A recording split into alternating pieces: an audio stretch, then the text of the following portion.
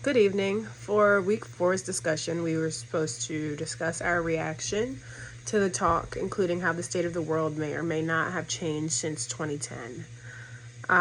What are the implications for the field of cyber psychology and forensic cyber psychology in particular in terms of combating this type of modern day warfare? One, I was a bit confused that it was in French. That's my first honest reaction. But I thought that it was a very important TED Talk, and I actually would be interested in a longer TED Talk, like an additional TED Talk, because I never considered cyber weapons. I think that me personally, when I think about war, I don't really necessarily think about cyber. I just think about our traditional weapons, nuclear weapons. And in the TED Talk, Professor Robert Jervis from Columbia University was brought up in his model on how understanding how conflicts could arise when you don't know your enemy is preparing for defense or attack. So I think one of the biggest concerns or issues around cyber weapons is a lot of these nations hear that their neighboring nations are coming up with new cyber weapons, and a lot of these nations are announcing that it's for defense, like they're just preparing themselves. But a lot of neighboring nations don't know whether or not their neighbors are getting ready to attack them or really just getting on the defensive side of it all.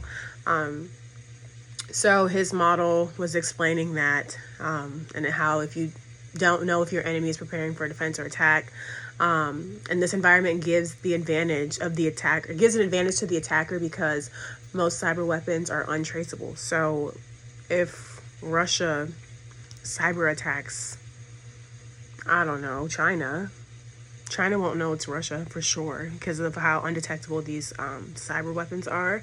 So this creates an increase of conflict, which is just a very unstable environment.